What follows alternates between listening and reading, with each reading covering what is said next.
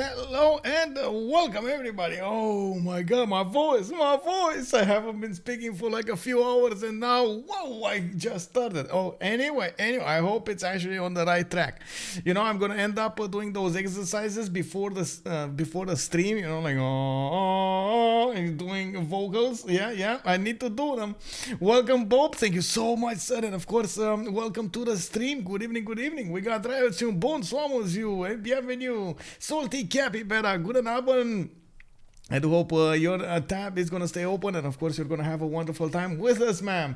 Rafifi, good evening, and welcome, sir. We got Andurios, actually, 37 yourself. Oh, very nice. Hello there, sir, and welcome. Well, what can I say? It's an interesting age. Getting to that, changing of the first digit. That's okay. Good evening, sir, and good day to you. I did want to also welcome Beaver Simpson doing the same stuff but on a different day. Good evening, sir, and of course I do hope you do enjoy what you're doing every day because it needs to be awesome. Crispy AZ, welcome. Oh my god, we didn't have Crispy for some time now on the stream. Of course, everybody give him a welcome over here. I do hope he's being kept busy by his job and of course has a lot of resources to take care of. Very nice. I hope you're all fine, man, and of course life treats you well. Harley the Spider, good evening, sir, and welcome. We did have Cleozine actually picking up that first promotion. Of course, thank you so much, sir. Welcome to the stream, and I hope you're gonna have a wonderful time. Now, let's actually take a look over here. Kind Cheetah Bees, hello there, sir. Oh no, this one actually I think needs to be nailed to the ground. Let me actually click on buttons over here because this guy, man, this guy. Who's oh my god, how did he end up here? Okay, first this what's this? Yeah, spam, bots, scams, this, yes, bad, very bad. Yeah, okay, there we go. Spams, why, chat, what, bye.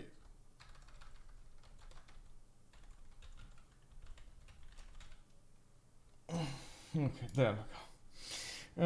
Okay, and next up, I think we need to click on a bigger button, and this is who's this? This one, man. Yeah, there we go. I'm sorry, bro. I'm sorry. It is what it is, bro. To Left Hands channel, good evening, sir, and welcome. First team color is so boring. 7 and 9 are the way colorful. Yeah, well, we'll see how that ends up. And also, good evening, sir, and welcome. I hint to them to change. Oh, it takes so long to change though. Also, Crispy AZ did respond. Guess who's back? Back again. Crispy's back. Tell a friend. Yeah, bro. Welcome. We do see over here we got the chance to maybe go. No? Okay. Well, I guess we don't need to go there. I do need to switch places with the spectator here, but I think there's somebody over there, so I'm probably gonna need to actually back out and then rejoin and then back in and so on and so forth. We're gonna take a look over here. Give me a second. I do also want to put up on the stream right after we're finished with this the next thing.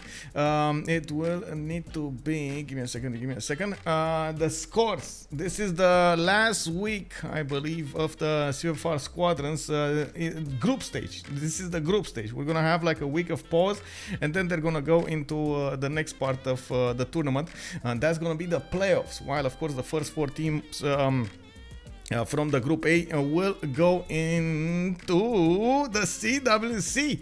We're slowly taking in all of the teams, and of course we do need to do a lot of administrative stuff over there, getting the tags, getting the info, getting the bios, getting the photos and stuff like that, and then we're gonna display them on the website. I do hope it's of course gonna go without a hitch. Well, we're gonna have to wait and see. Hello, Gaddy Anthony, and good evening, sir. Welcome. Also, hello, Night Demon. Welcome, sir. What's up? How are you doing? I'm trying. I'm doing. Man, I gotta show you guys something. I went west yesterday to the countryside, and I don't know if you actually watched the channel over here. Man, these pictures feel like they were drawn. Like, look at this. This was actually, wow, yesterday. It's, you know, that it was like, what? Yeah, unbelievable, man, unbelievable. And of course we had some ducks over there, easy peasy, or however they're called, you know. Yeah. Looks like they were playing in the pond, well, in the lake actually. It was bigger than a pond. And of course, as you can see over here, it wasn't that big. It wasn't that big. Amazing, amazing. Yeah, it is unbelievable. Yeah, the fall color, man, the fall color. Other than that, I did get to drive quite a bit yesterday, and of course I disconnected for a few hours. Maybe I'm gonna try to do that next week as well. It actually helps me. I was trying to, you know, get some energy in before the CWC, so we get to start with full energy with a lot of work to do. And of course, I do hope we're gonna have a lot of good times. Definitely, we do need to get to the conclusion with as much positivity as possible. Just looking at what's going on, I'm actually curious, do we have all of the players, or we don't know all of the players, because it's taking them quite a bit of time here. Give me a second so I can take a look. What is duck in Romanian? Rață. We call it rață. Rață. Yeah. What those? I am not from Russia, man. I am not from Russia. Not from Russia. Romania.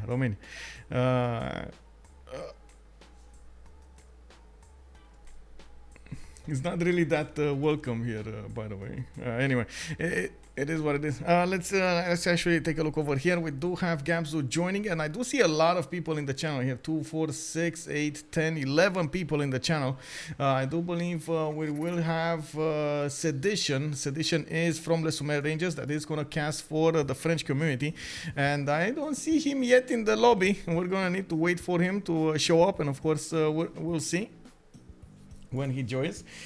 Please tell me, Highlands is banned. That's a good question. Honestly, I don't know what map that are banned. There was an announcement, an official announcement to take care of, so I'm not sure how to how do they know? How do they know, by the way? Are they privately informed by somebody, or there's like a hidden channel that we're not a part of that only captains know, or something like that? And they get that. I don't think the map has been picked for now. Yeah, it looks like. But why Highlands and Seven Seas are the best maps? Well, they are the seeming maps. Telepathy, yeah, exactly. No, it's like the French actually have telepathy, and they don't want to share it with everybody else. You know, they're like, no, we have secret messages over here. It's fine. We understand each other. You know, you don't need to know. It's a need to know basis. It's fine. You know, you good. You don't need to know. It's fine. Yeah. It is what it is. Okay, anyway, I did want to put up on the screen over here what do we have here. We do have a few things happening. There we go. Ulysses coming up first with 12-1 wins. They will definitely get into the CWC. Let me actually swap here with Tithub. He said swap. I swap. Okay, there we go. And we got Freditos de la Vega with 10-3. Looks like they also did manage to get a lot of wins here. Anyway, I think they actually played all of their games, right? Oh, there's one more game. Black Peter with 9-4. Looks like Sus team is going to be with 7-6. And the Les Sommets Rangers with veux mon Tsingy at the tie here with 6-7. This is the last week, and this is what I wanted to point out. We do have... in the last week, actually, as you can see over here, veux mon Tsingy with Les Sommets Rangers breaking that tie. They could end up... possibly tying Sus team versus Lucky. They will play versus Lucky Nuke tonight, and if Lucky Nuke wins, that's going to be a tie for the Sus team. But that's an extremely low possibility. So yeah, I think actually we're going to see them fight for whoever's going to be fifth. That's my read on things here. Definitely, we're just waiting here. To ask, let me actually see. Is everybody in? Is everyone in? Is the die breaker a Red Death game? Oh, that would be nice. A 1v1 Red Death game on a big map, you know? Star Spanky, buonasera, buonasera, bine ai venit. Where have I been? Well, around. I've been around. Okay, so it looks like we are missing one. I think that's... Oh, Alexis is coming. Okay, so who's Sedition? Wait, what? Okay, interesting. So maybe we'll see... Oh, Tithub is... No, I don't know. Anyway, let's not make any assumptions here. The honking intensifies. Yes. Honk, honk, honk, honk. Yeah, well, duck hunting. You know, the relatives I went, they were really good friends with my grandfather, and they were talking about stuff that I don't remember. They were taking me duck hunting when I was small, and they start telling me stories that I've how to say I've taking part of a lot of duck hunts, but I wouldn't stop talking while they were like sitting still to hunt the ducks and so on. I was making so much noise. The ducks were just well, escaping, let's say escaping. And I was like, what? I don't remember that. I must have been very small. I don't know. I don't remember that. It is what it is.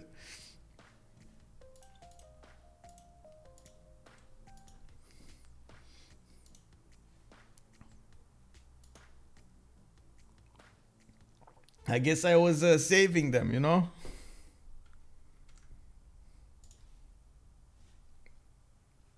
Anyway, where is Alexis is coming? Why is Alexis needing to... Wait. Who?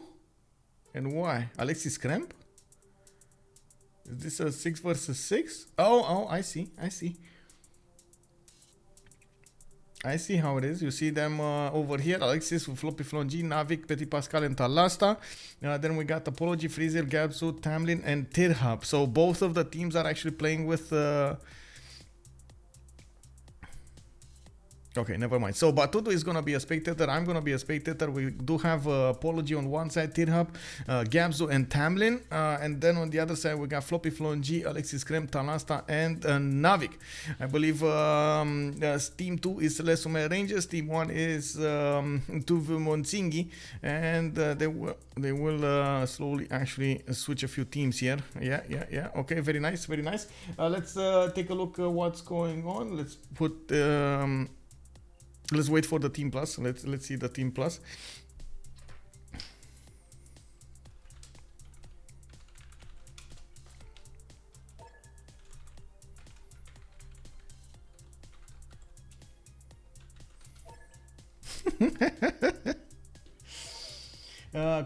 Conservation is better to... okay. Let's see. Mental ability. Good evening, sir. And also, sorry for the problem. What does CC stand for? It stands for concede, sir. And welcome. Did you see a CC somewhere?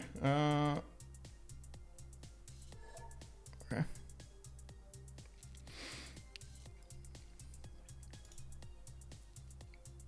Oh, the I meant the CWC. The CWC is the Civilization World Cup, and we're gonna have 16 teams from around the world going against each other, if that's what you're referring to. Okay, so it looks like we do have the map pool choices on the screen here in the top right, and we do have 2, 4, 6 maps that they will need to take out. It doesn't look like Highlands or 7 Seas are actually an option here. We got lakes, we do have 7 Seas as an option. They are talking about something. Looks like Talasta is asking what are the bans, and Apology is responding Plateau and the Pangea Standard is actually, and then Tamlyn is responding with Highlands and Pangea Standard. Oh my god, they don't know. They don't know the bans. They really don't know the ban. Okay, well that's a problem, and it looks like Floppy is AFK. Never mind, he wasn't AFK, he just came back. Okay. When will the Civ players fight IRL? That's a good question. Civ players will fight IRL in a big LAN in Lyon in Paris, wow, in Lyon in France, and we're gonna actually get another one of those weekends, full weekends with a lot of fun. It's gonna be full Frenchy action over there, and we do have quite a few surprises for you. It's not announced yet, but it will be announced in like a few weeks, fully announced with all of the details and everything. If you wanna come, they have also like a viewing room and stuff like that. It's awesome. It is awesome. It seems like they dislike a lot of Highlands for on the game chat. Well, they don't wanna. Maybe that's a good thing for us. They don't actually wanna go for the how do we call them for that much simming. So maybe that's a good thing. We got a choice between 7 season. That's actually Pangea. Terra map is actually, as far as I know, Pangea standard. Pangea standard. Let's see. A viewing, I know where I will make a home. Yeah. Also, Taisuke is telling us that Terra would be pure madness. They went for Terra map. It is Pangea also. But I do have to say, I would love Terra map. Oh my god, at least a few times. Like one time, just get it on the Terra map. It is unbelievable. Will you share a viewing room with me? Yes. Je suis ça. Oh no. We got the goals banned, and of course I do have to point out the Terra map is actually Pangea. They're just gonna play with classic regions, if I'm not mistaken, and of course we do have in the active ban phase here, the goals immediately taken out. Canada is going to be the second choice to go for. Interesting, because usually on Pangea you do have quite a bit of land to go, but not a lot. You still end up with like maybe 3-4 cities, then you go at war, then you're going to try to sim up to maybe like 7 and 8, and that's about it.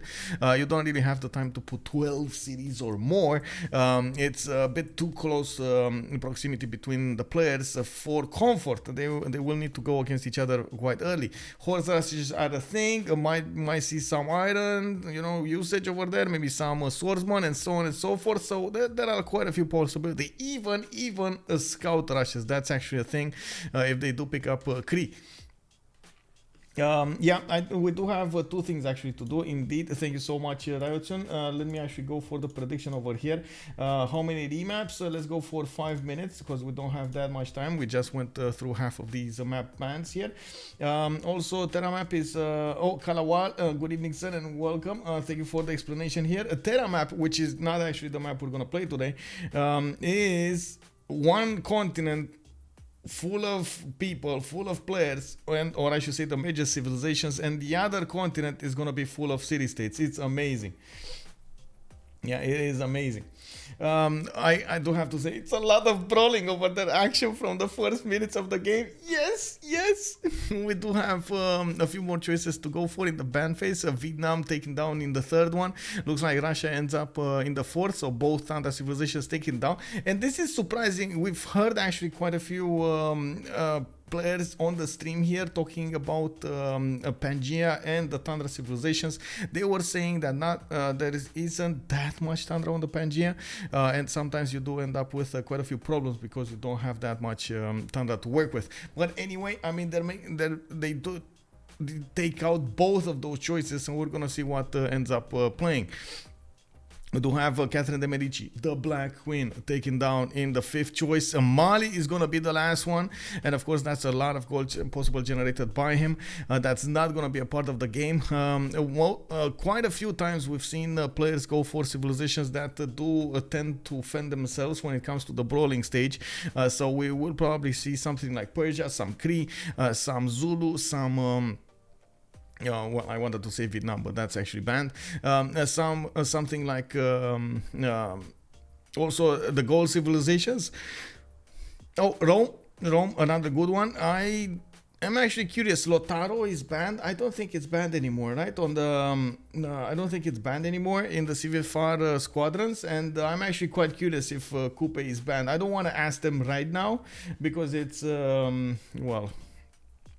It's a bit, well, they're in the pig phase, so, I might end up screwing things because give them attention to one of the civilizations.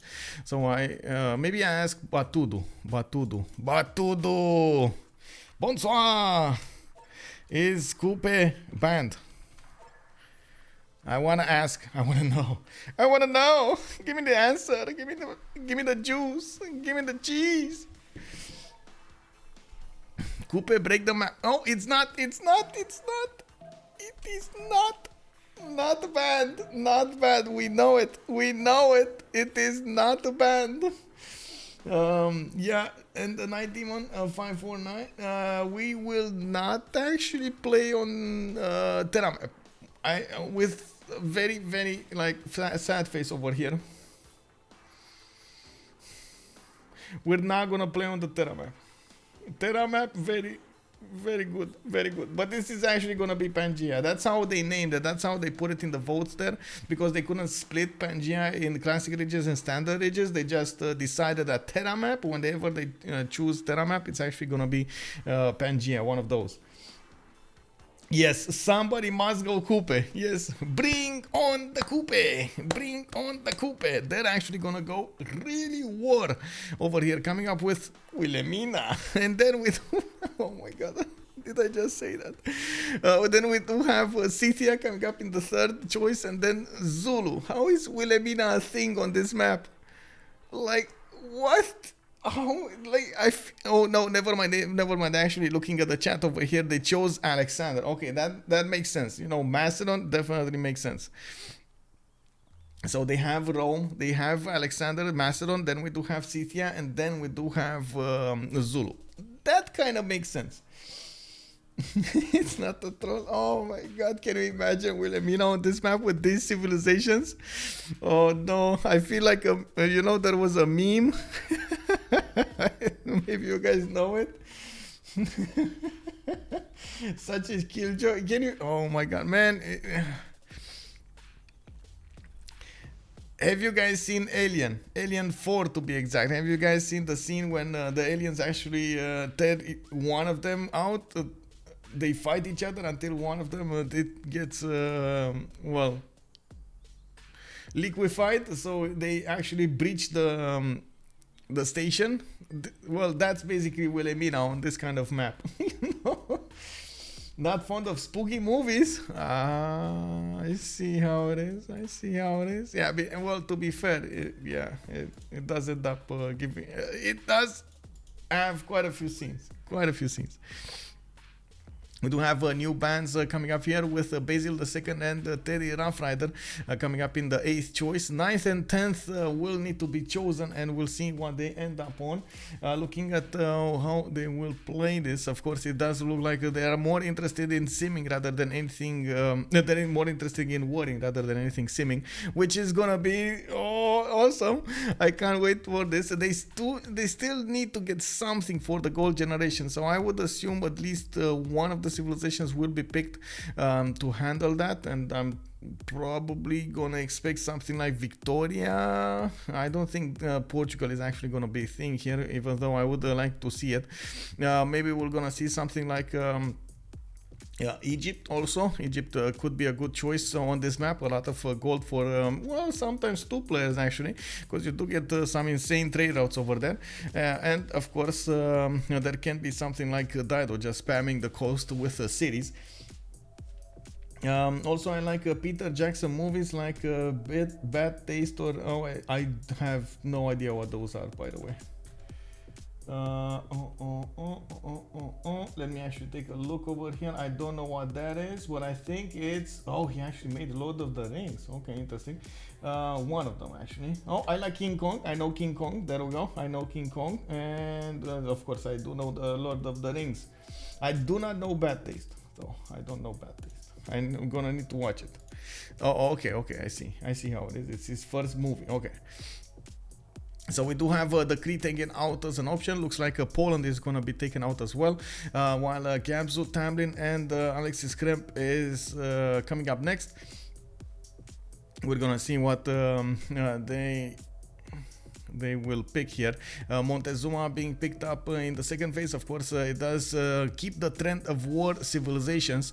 I am still surprised we don't have Persia picked yet. Of course, Immortals would be a thing here.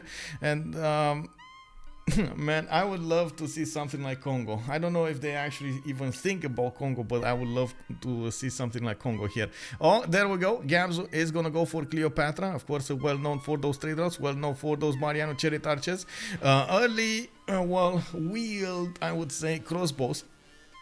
And we do have the Sphinx giving it quite a bit of culture and faith. Now Tamlyn is going to have the last choice of veux mon Tsingy, and then Alexis Krempp is going to have to finish with a choice for Les Sumer Rangers. Actually, I do have to point out, whatever happens in this game, both teams actually have had a good track record in this CivFR Squadron season, and I do believe they will want to do better in the next one. They have fought with the best teams in the tournament, in the CivFR Squadrons, and of course sometimes they won, sometimes they lost. It is you know how it is, but they did gather a lot of experience during this time, and I do believe all of them actually got better at the game. Yeah, they did go for Japan. They did go for Japan. Also Kalawar, and they will spawn all close to each other. Yeah, I mean, I hope so, but I think you're still thinking about Terra map. I don't know why I have that impression. Let me actually take a look over here. Let me put it. Pangea. Is it classic ridges or standard ridges? Does anybody know, please? Momiko, also bonsoir, bienvenue. Do you know? Do you know? Does anybody know? Is it Pangea classic ridges or standard ridges? Terra map is Pangea standard or classic. There we go. I asked the question. Tamlyn is gonna go for Japan. Almighty Japan. Ojo Tokimyun showing up in the Robbie, and then we got Nawyk coming up with Chandragupta, and we got Nasser over here. It is classic. Thank you. Chandragupta, of course, with those Varus with the extra movement on the land combat and religious units will be quite interesting to watch. We might see some 4 movement Varus.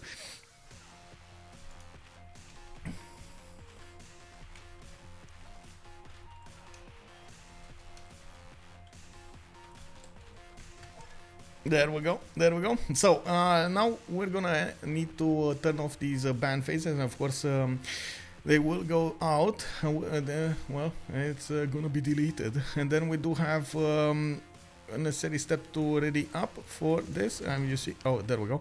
I can actually ready up now.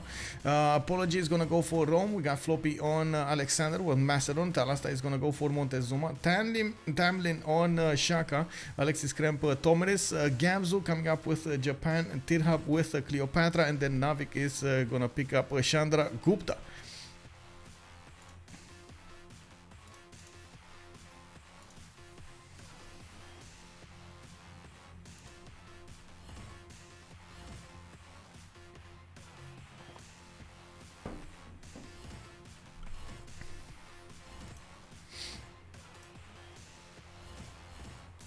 Chandra, yes, Chandra, Monka Chandra, yes, let's go.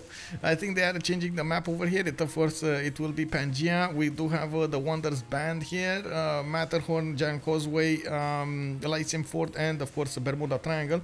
World Age New, they're gonna be playing on classic ridges definition, and that's the trick over there. And I do believe one of them actually disconnected to fix the 0 MS. I think actually I have, okay, I have ping with everybody, so it should be fine. We're just waiting over here for Japan to come back in, and of course we're gonna start this soon, very soon. Like always, they're gonna have a remap token. We're gonna need to wait for turn 8. They're gonna choose if they wanna go for a remap or not, and then we're gonna see what map we're gonna end up on. I believe everybody did vote, right? We did have quite a few of you. Oh my god, okay, so no remap went for 1,000 points. One remap went for 1,100, and then 2 remaps is 711 points. Okay, 711 points. Interesting. Hey, good evening, ma'am. And Voltaire is in the house. Hello, welcome. Rafifi is also calling out for let's bet about who will finish on the coast. I coin on Zulu. Wait, who's gonna end up on the coast? You think he's actually gonna spawn coastally? That's gonna be fun. Yeah. How was my birthday? You know, yeah, chill. I didn't. Well, I was more chill than anything. I did go. Had a trip with my grandma to the countryside, and we went for to some relatives. Just totally disconnected the other day, and I'm waiting for the weekend actually for Sunday to get the. Sorry about that. To get the full. How do you say? Birthday things going. Gonna go with to my parents and gonna sit with them. My mom's birthday is also around that date.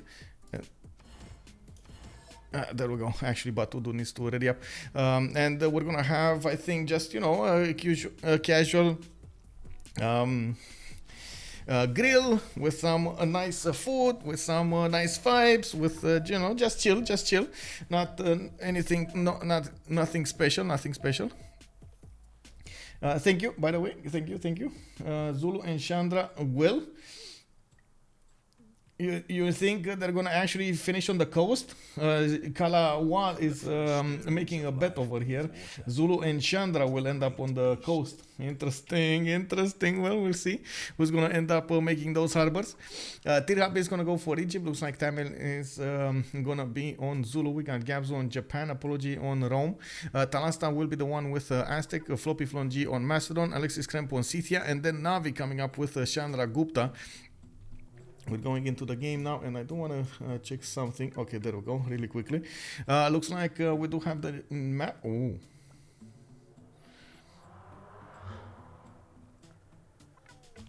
Is this a snail? This looks like a snail. This is, oh my, and yes, there's like so much land on the west side and not that much land on the east side. Let's actually take a look over here. Who's on the carapace? We got Rome over here. Rome ended up coastal. Okay, well, I guess Rome can actually make do. He will. It's a mutant snail. Oh, yay! Yeah, it is. Now we do have Rome with a possibility to go for that 2/2 stone tile or a 3/1 base on the sheep tile. Both, of course, could be very strong options.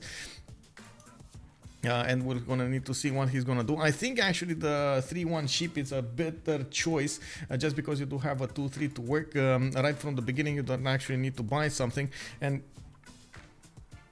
it's gonna grow quite quickly. It's quite a good strategy to go for. He's gonna need some gold from his teammates though. He's gonna grow much faster than, of course, his culture will grow, and that's a problem. Growing population much faster than his border will grow, I should say. Of course, we do have him with quite a bit of land on this peninsula.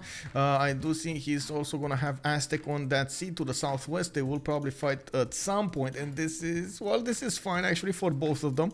I think Aztec is going to be a bit better, but other than that, I think Rome will have an advantage when it comes to mercenary timing, and still will get quite a few advantages from that extra culture. We'll see how this develops. Oh, wait a second. We got Japan over here. This is going to be very nice. They're going to get to end up trading coastally, which will generate a lot of gold during this Gulf. They could also defend the coast relatively easily. As you can see, there's a one-tile choke to the north of Volin, and this will end up with quite a few boats in there. Of course, I do believe protecting the economic zone will be important, very important during the game. We got Gabzou here with a 2/1 base, a possible 3/1 banana if he wants to the northeast. think he's just gonna need to stay in place.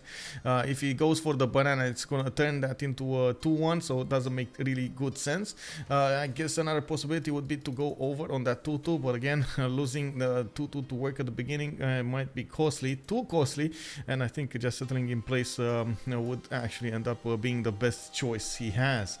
Looking at the south here, there are quite a few city-states, and I do believe actually Aztec is gonna have quite a few city-states to bully. And of course, we do know that Aztec really likes to, just take out units of the city-states and turn them into his own builders. You see, he's opening up with Eagle Warriors here. He can definitely go for Volin or Bandar Brunei to get some free builders. Not to mention he does have a 2-2 base with another 2-2 sheep tile to work. Fish tile that could turn into a 4-1. That's a reef underneath the fish.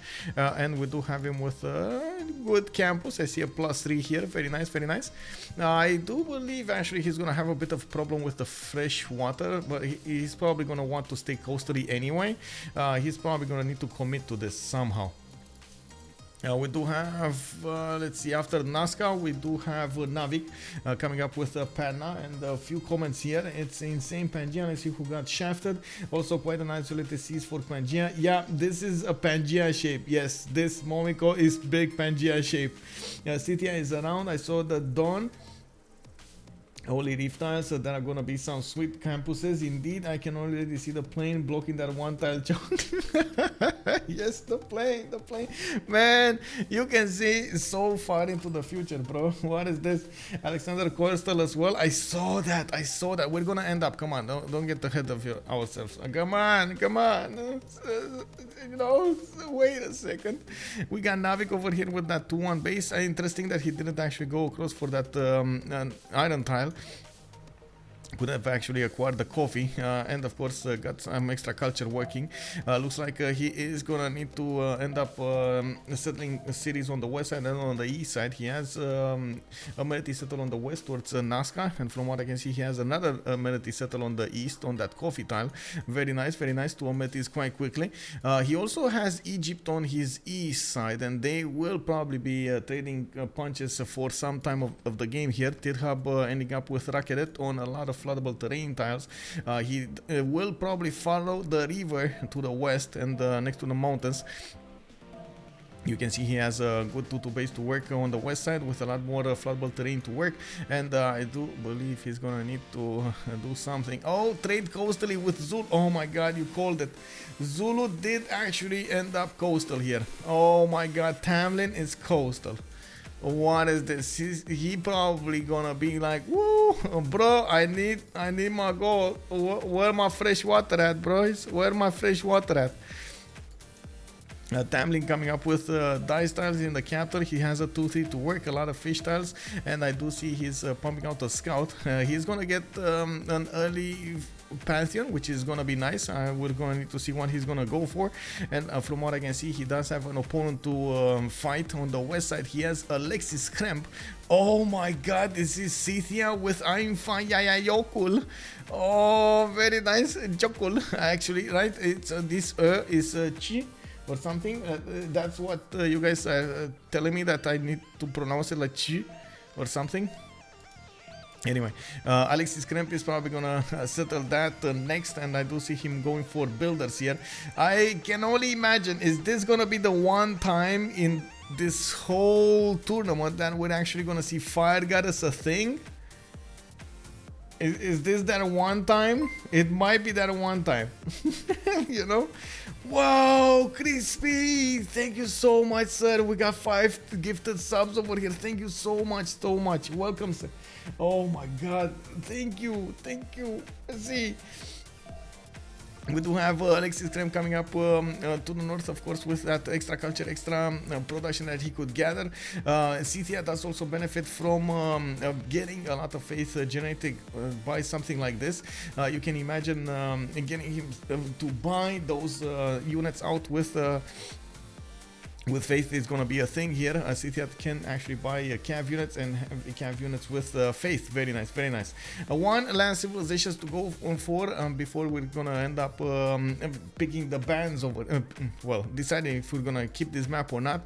We do need to take a look at Macedon. He does have a lot of stone. Oh my god, this is so much stone. 1, 2, 3, 4, 5, 6, 7, 8, 9, 10, 11, 12 tiles of stone. Oh my god, that's amazing.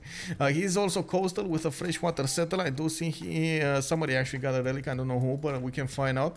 It's Scythia got a relic. Wait, really? He actually got a relic? Oh my god, he actually got the relic. It's the Holy Grail.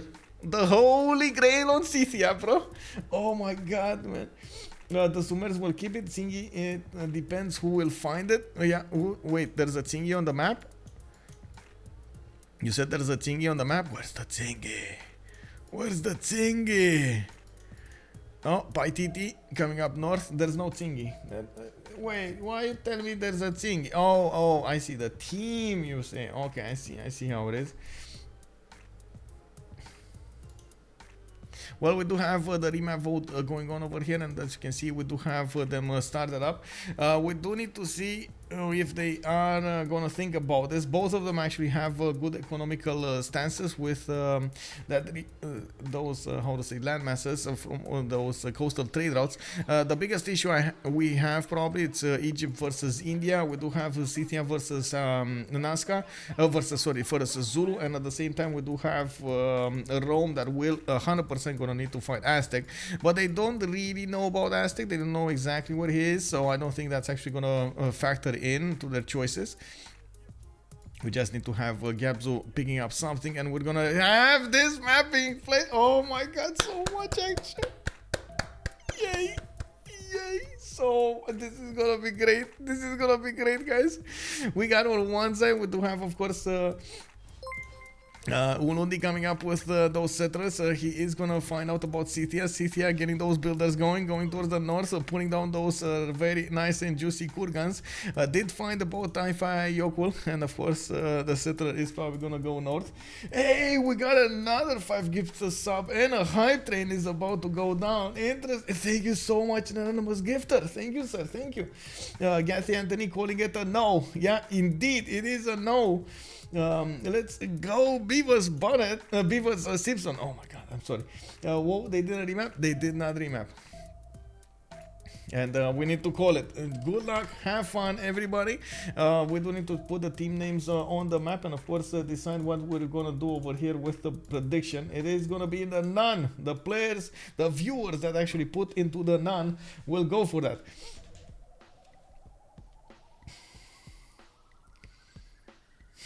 Easy points. Yeah, easy points. Yeah, he got it.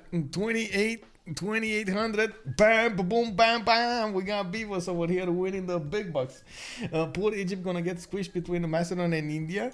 Well, we're gonna need to see how this will end up indeed. Oh, Kath Anthony redeeming the 30 seconds in Romanian. Oh my god. Okay. 30 seconds in Romanian. So, o să avem o planșă pe care jucătorii o să poată să își desfășoare armatele într-un stil foarte dinamic. De-abia aștept să vedem acțiunea dintre dintre conflictele hărții. O să avem pe de-o parte egiptenii cum o să se lupte cu indienii, o să avem nația Zulu care o să se înfrunte cu scythienii. De asemenea, Japonia o să trebuiască să genereze foarte, foarte multă economie împreună cu Roma și în același timp de pe partea cealaltă a planetei o să vedem cum Macedonia o să încerce să fie relevantă de-a lungul meciului. Nu este un loc normal pentru Macedonia să se afle atât de departe de toate națiunile și sunt sigur că o să încerce să facă ceva împotriva oponenților lui. There we go. I hit it. We got it. Also, Frostvines, well, good evening, sir. I'm sorry. You know, it's a redeem over here with 30 seconds in Romanian. A lot of my viewers thought it's something interesting that I should actually call it out sometimes and speak in Romanian about the map, about the games, even if they don't understand. Well, what can I say? I'm here to serve. I'm here to serve.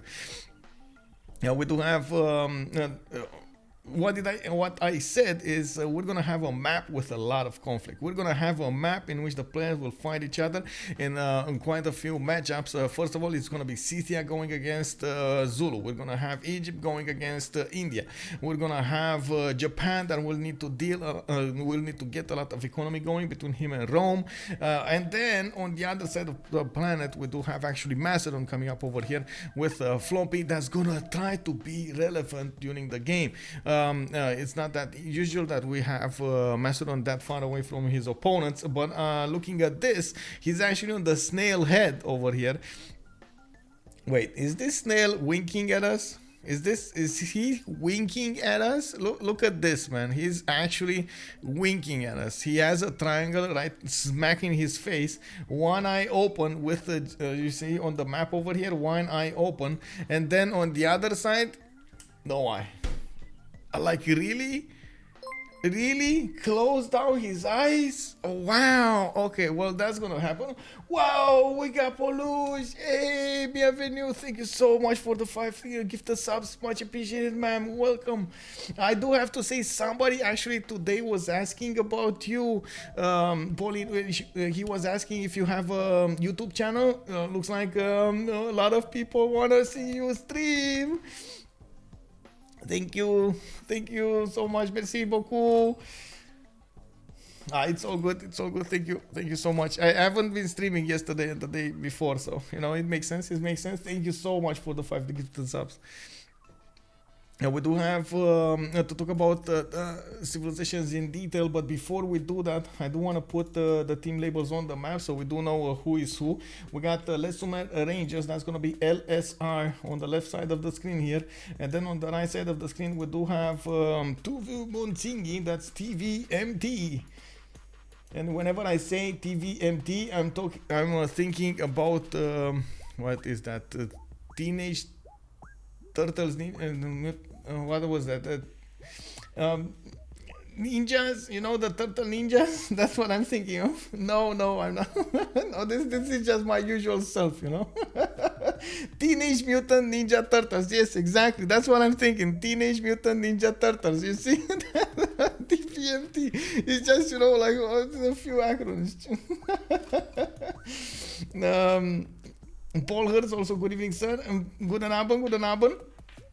Thank you so much for the explanation there. Okay, let's see what do we have here. We got a team labels on the map. We do need to take a look at the screen and take a look at all of the civilizations. I think we better off start with Aztec. We do have him going for his second city on 2-2 base. He does have a nice reef for that juicy adjacency towards his campus, and I do see he is fighting Volan. But he did meet Japan at the same time, and as you can see over here, it looks like Volan is putting up quite a bit of a fight with a warrior inside of that city center. The Eagle Warriors will need to get more promotions of if they want to get health back, and of course does seem like the city is under siege. It's not gonna be healing anymore. That warrior inside of it does put it to 23 defense strength, so that's quite a bit of strength there. And of course Japan sneaking around might pose an issue.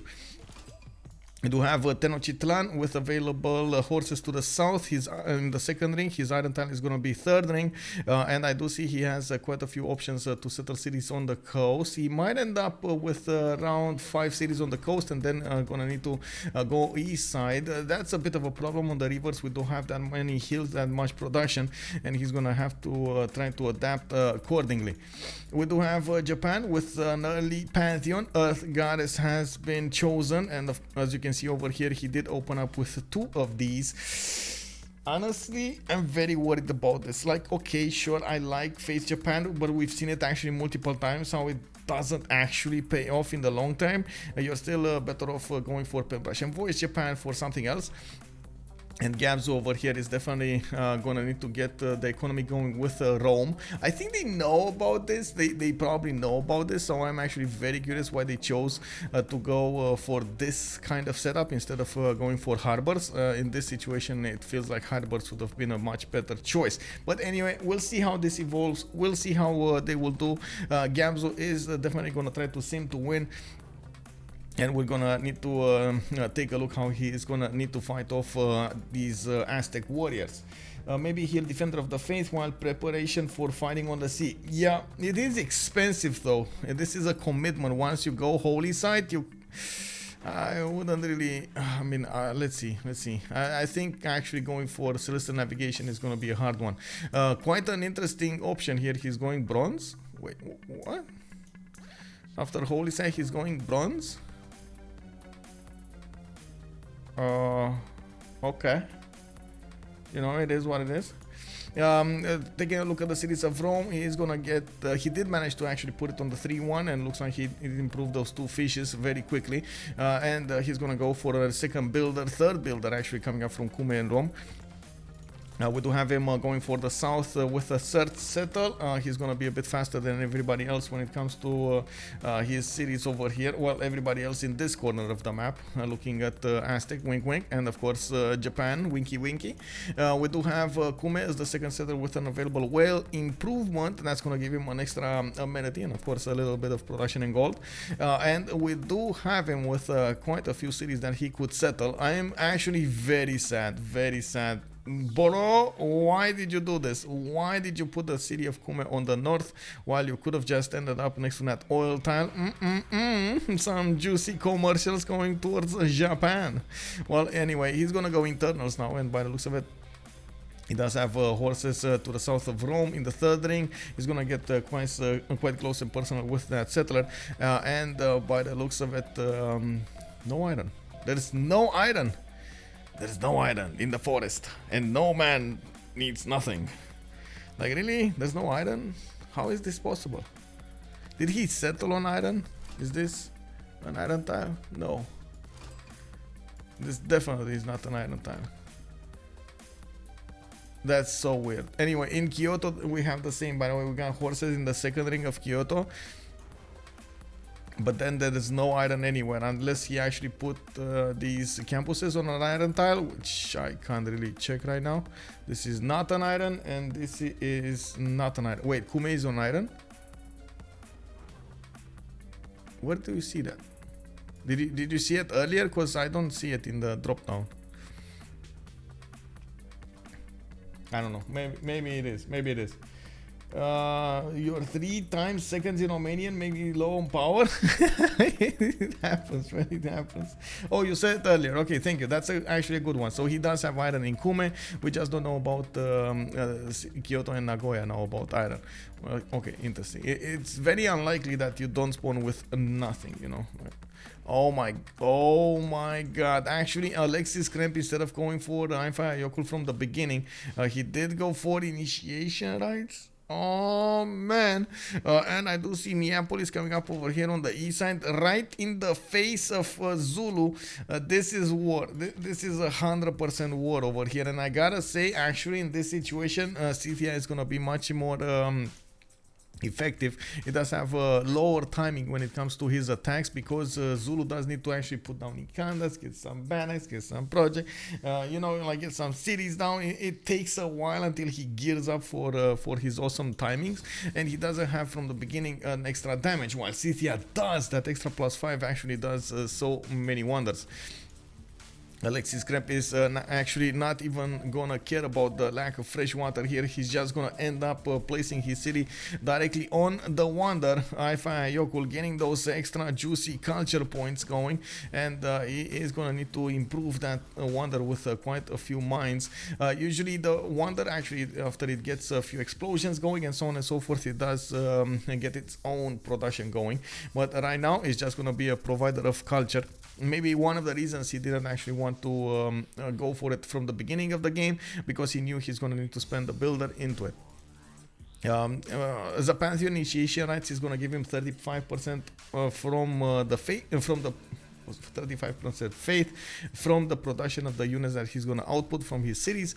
We're going to see him probably going into a monumentality golden age, and he's going to try to use that to buy builders, to buy settlers, and of course expand his empire while he's warring on the front line. Zulu is in trouble. Yes, big trouble. Big bada boom over here. We're gonna have Alexis Krempp needing to get the war units going because over here Zulu is on the defensive side. He definitely needs to take that timing. It's not gonna be long until Zulu is gonna get a hold of very strong units, and of course I'm talking about those nice and juicy impies coming up with the Zulu core usually at the same time. Let me take a look over here. There we go. Clicking on buttons, clicking buttons, clicking buttons.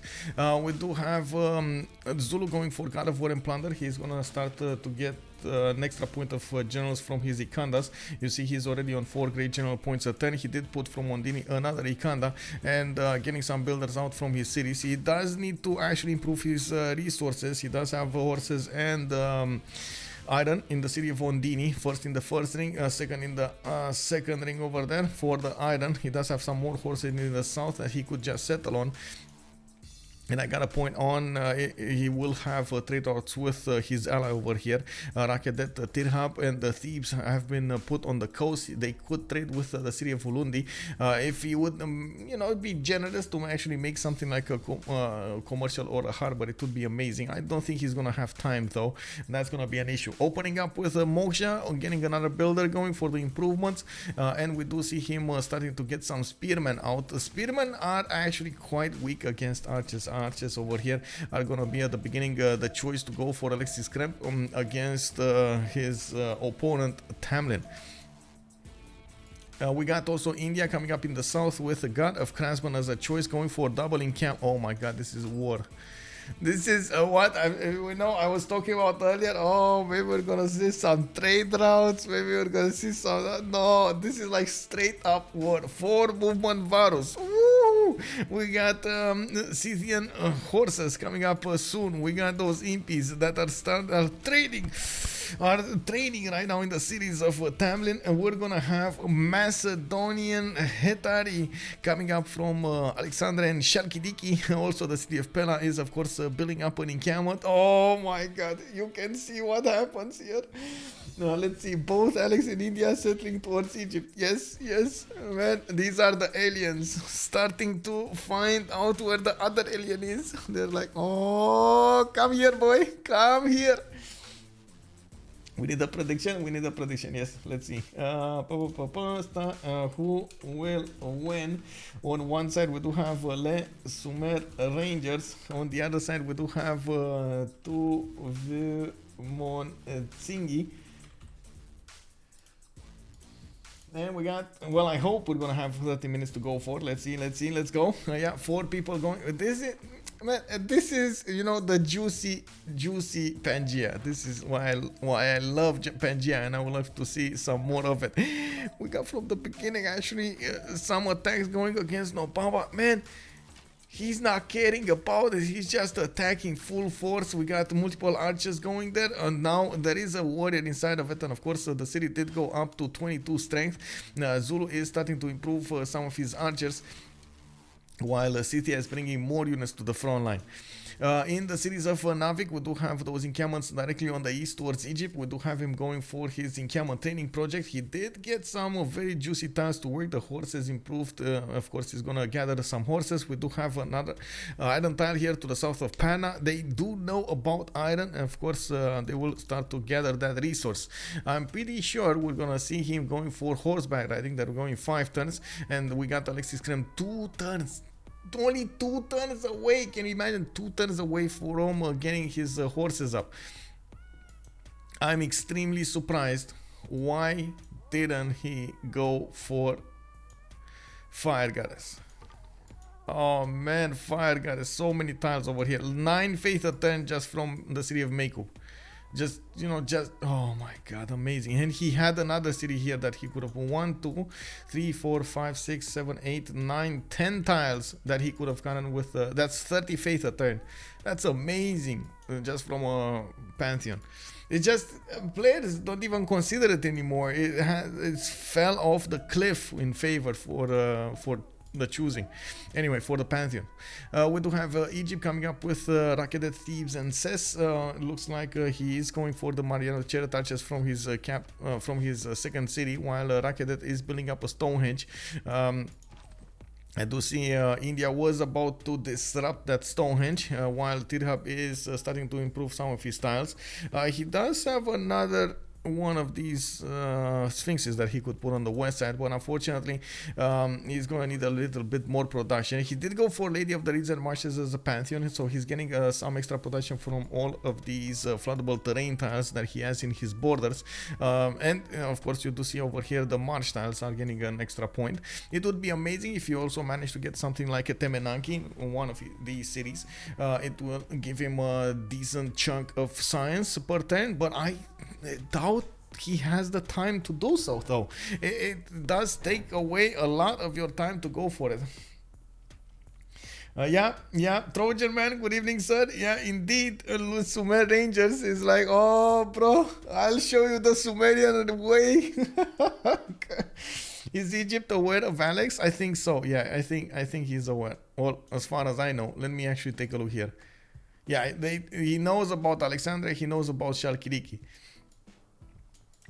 So he knows. But honestly, the east side could be relatively easily blocked off with a warrior. The biggest question is he actually going to put a warrior there?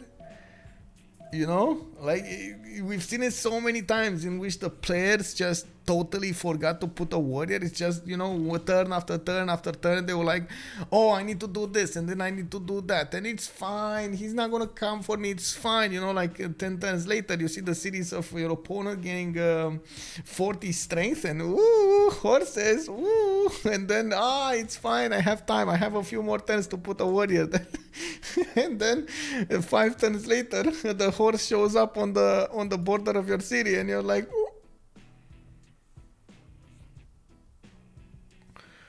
How did this show up here so early? You know? Oh.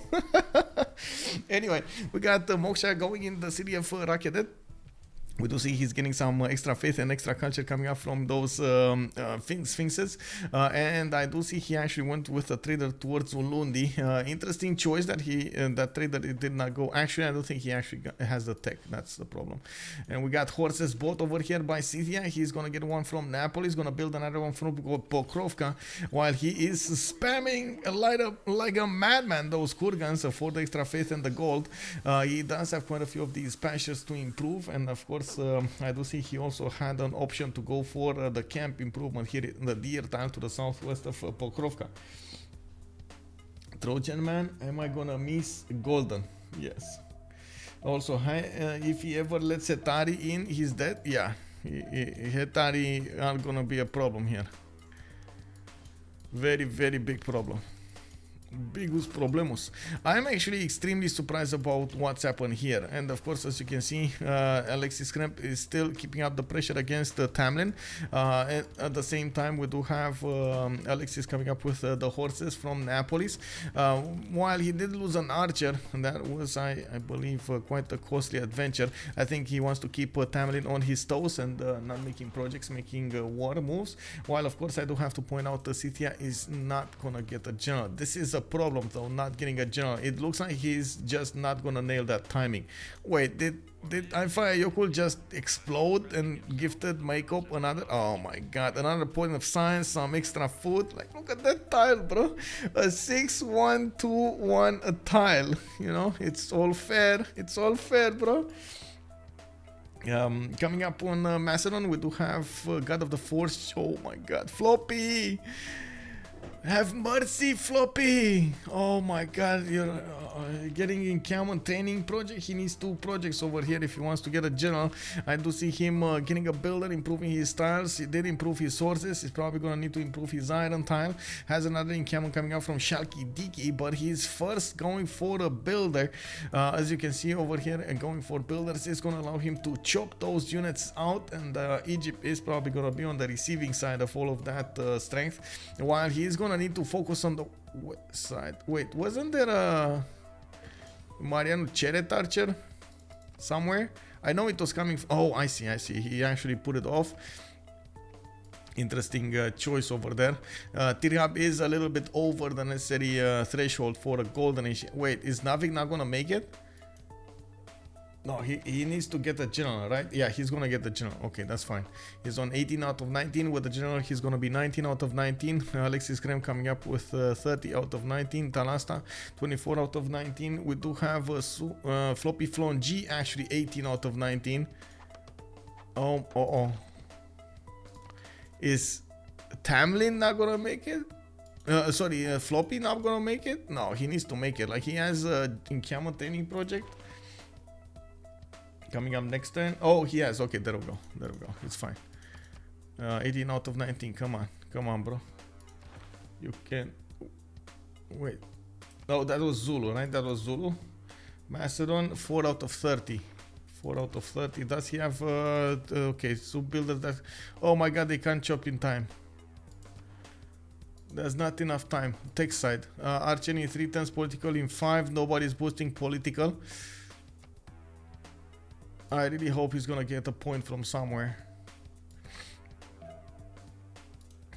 I really hope he's gonna get it. Also, yeah, Egypt will miss it. I don't think Scythia is gonna ever get it. He's not putting down those encampments, and of course he did go full blown on the horses. Zulu even walking with some of his scouts. Oh, to pick off the traders. I do see Alexis Krempp does have a slinger over there that could get improved into an archer, getting some extra damage going against his opponent. We got the one that okay. We got more horses coming up from Neapolis, and the first horse did arrive on the borders of Zulu, getting oh my god, that's so close to the city of Nobamba.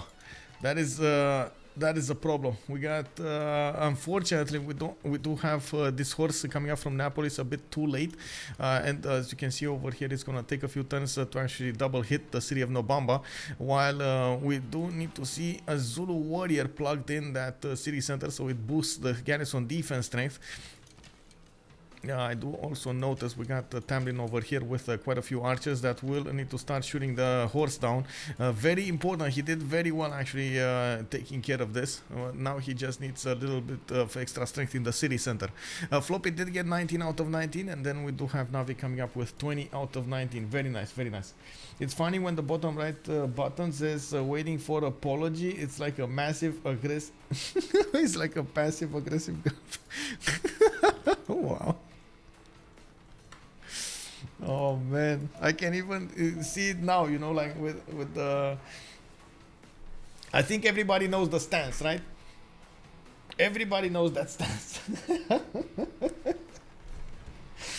Well, we do have coming up over here with religion. Egypt, Tithub is gonna need to pick up the second religion of the game. Japan did go for reliquaries and defender of the faith, and he still has Earth Goddess. While we do see him getting the encampment training projects going, he did go for the 4th city coming up from Kyoto, and I do notice he's actually generating at this point 23 faith a turn. Not bad, not bad. They did manage to get a decent chunk of era score from the beginning of the game, and from what I can see, Rome is also going to go for 4th city soon. Temple of Artemis coming up from the capital city with multiple harbors. Rome did go for God of the Sea as a pantheon, while we do have Aztec coming up with City Patron Goddess going for his harbors also. We do have him improving his horse styles, getting a very, very, very good production, or I should say preparation for that campus in Tenochtitlan. Overshot by this much. Oh, tiny difference, very tiny.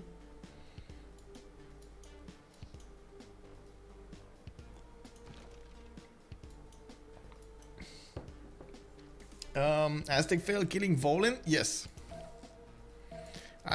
I don't think he even got a builder from it, honestly. Yeah, it was... yeah, well... What can I say? The city of Volin on a hill with a warrior inside was a bit too strong for 2 eagle warriors. Wait, well, wow. Wow. We got Alexis Krempp over here a bit too strong, too hot to handle. It looks like Alexis didn't actually, Tamlyn I should say, was too hard to handle. We do have the horses coming up from Napoli. Alexis Krempp is trying to bring more of those to bear, while he does have Saka horse such as in production. We do see that he started generating a decent amount of faith per turn on 10 right now. And can you imagine he could have been actually on 25 or something like that because of because of that nice and juicy, how do you call it, fire goddess. We do have Rome coming up over to the east, and that's his enemy, right?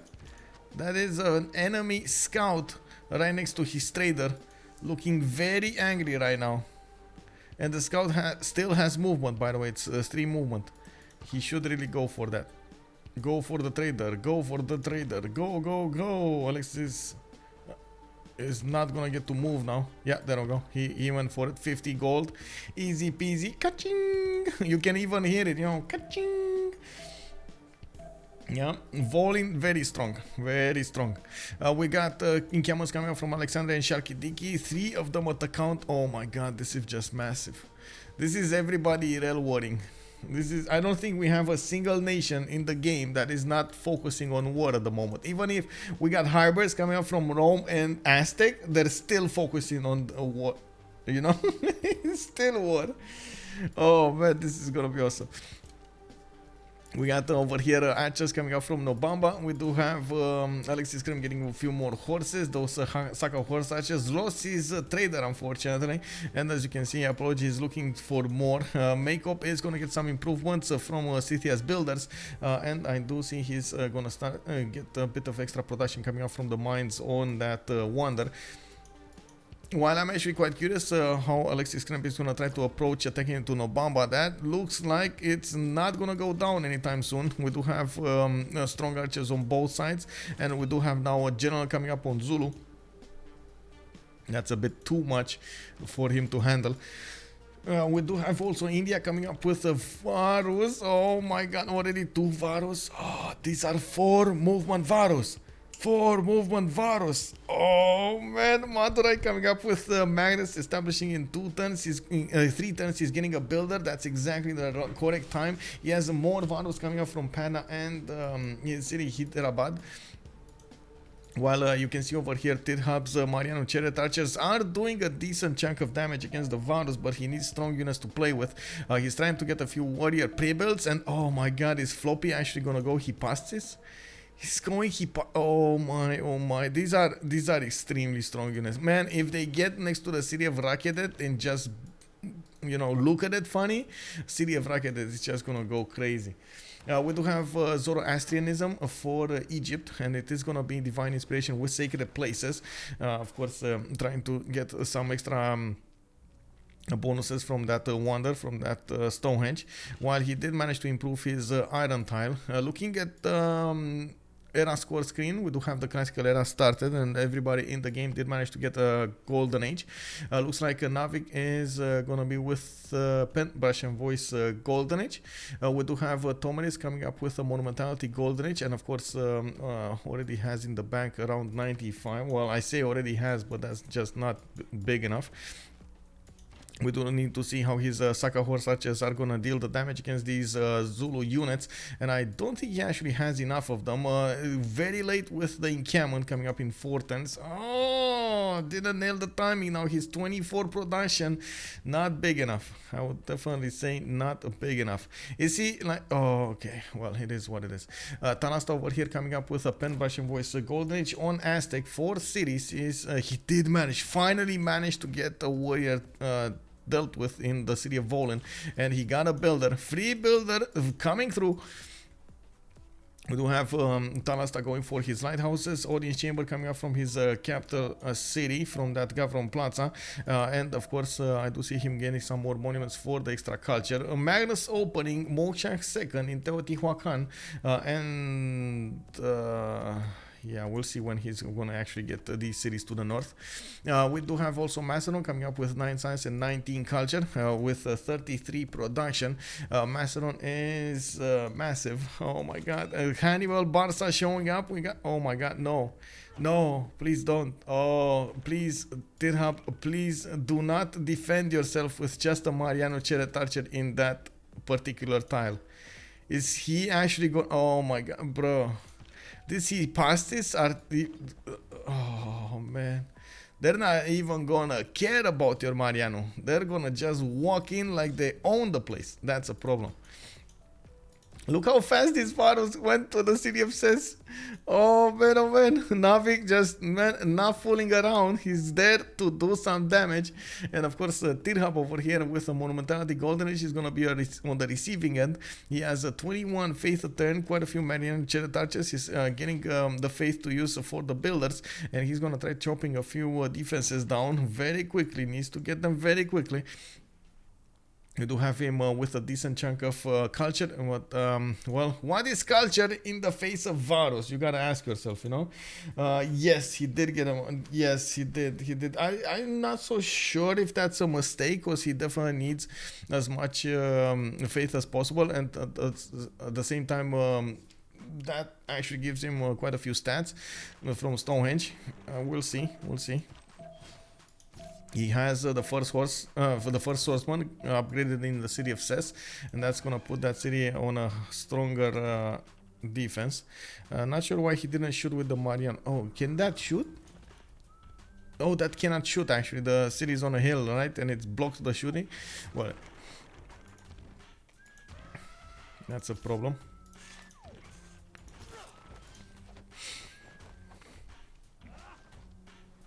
We do have Japan with 9 science, 18 culture, and 30 faith a turn coming up on the west side. He's getting his Warlord Throne going, and even Japan, that we thought he's gonna be, you know, much more passive, looks like he's going for expansions, and getting Warlord Throne does mean one thing: he's gonna try to go for war at some point. We do have Aztec next to him, and they can try to 2v1 him, while he does also have on the right side India. He could have ended up on the wrong side of those Varus also. But of course, at the beginning of the game, I think Nawyk had to choose between going left and right. Going right does mean he's going to allow Floppy to actually get some units there relatively early. And as you can see over here, Nawyk is already putting pressure on Tithub. We do have Tamlym with Pen Brush and Voice Golden Age to the north, getting quite a few units of his under attack. Saka Horse Archers are everywhere there, doing as much chaos as possible in the lands of Zulu, and Tamlym over here is trying to chop as many units out as possible. Hard building also as many as he possibly can. We do have Tamlym with 11 science and 22 culture to go with a Pen Brush and Voice.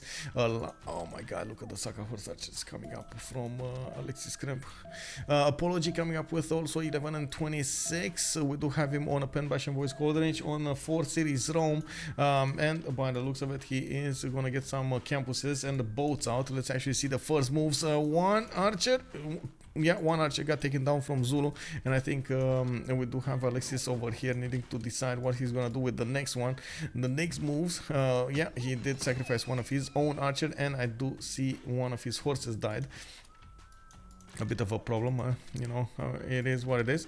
We do have the Saka Horse Archers, some of them actually getting the promotions off, which is going to be nice. An extra +5, extra +7 would be very good. Monkey Wazaro, good evening, sir. Can you check religion? Yes, we can. We got Buddhism on one side, the religious and different of the faith, while Egypt did get Zoroastrianism on divine inspiration and sacred places. We do have also walls getting chopped in the city of Ses. I do see Tithub over here is managing to bump against those Mariano Chariot Archers, trying to deal the damage, while of course the wall will definitely slow down the progress. I don't think these Varus are going to punch through it, especially with a swordsman inside of it. That will be a bit too strong for the Varus to handle. Remember, these are 4 movement Varus. These Varus can attack from 2 tiles away. Look at this, through the forest, through the hills. They don't have a care in the world, and maybe Nawyk is gonna try to last move that. I'm actually a bit surprised FloppyfloNG is waiting so long to get the Hetari out.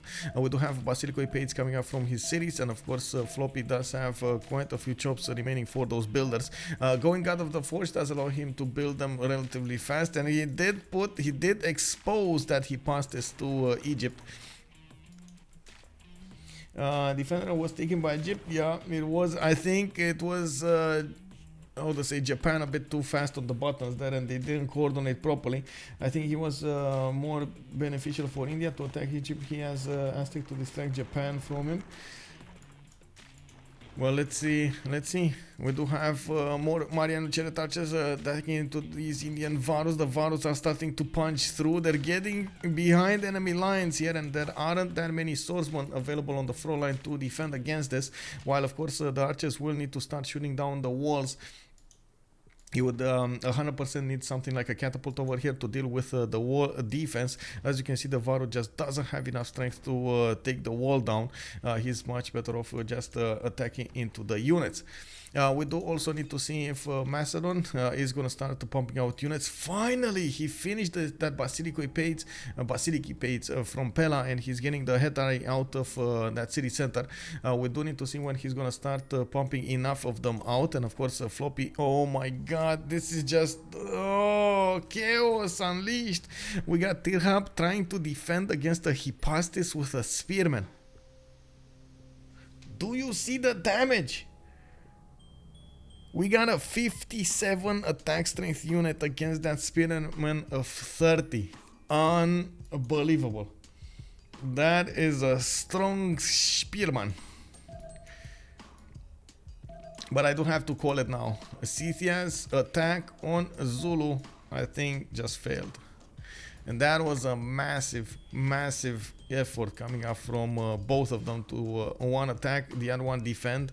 Tamlym managed to keep Scythia at bay. The fact that Scythia never actually managed to get a general out does mean his advantage is dwindling down, and unfortunately it looks like it will be an attack for another day, because this time he's not gonna get it. How did this Varu get here?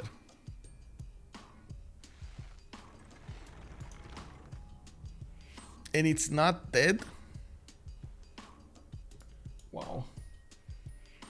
Egypt will call GG in 10 turns. I don't know, man, because look at Tithub go. He is actually defending the city of Ses with Victor. That's a 50 strength city. The Varus are definitely not going through that.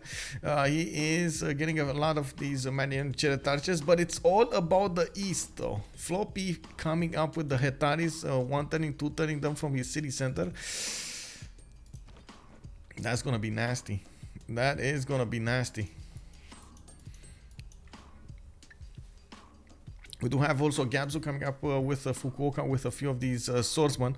He is in the position to actually poke a little bit at India and force him to defend the west side. As you can see over here, he's getting also a 5th settler coming up from Kyoto, and a 5th and a 6th one actually getting closer to Aztec and closer to India. Interesting choice. Rome is putting down those lighthouses, and he did manage to get Achillea to the south. That means he could actually start trading with Japan whenever he can.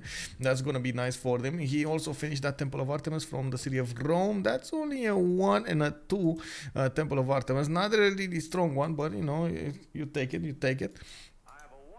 We got actually more Mariano Chariot archers coming up to the fight here. While I think one of the Varus did finally die. India, or did it? Yeah, it did die. This is the one from the south that took out one of the Mariano Chariot archers. There was another one here to the north. We do have archers that need some more experience to get the promotions of, or some heals, while Nawyk is gonna get new Varus on the map here to put them right in the face of the city of Ses. We do have actually an encampment put down from that city. He might actually try to get something done over there. It looks like the archers are not strong enough to punch through the defenses of the walls. He will need at least 2 more archers to keep on shooting at this. And of course, at the same time, Tithub is focusing down these Varus to take them down as... Oh, push back the general. Shun Tzu got kicked in the butt, and now he is in the city of Madurai. He's not there. He's not in the city of Ses anymore.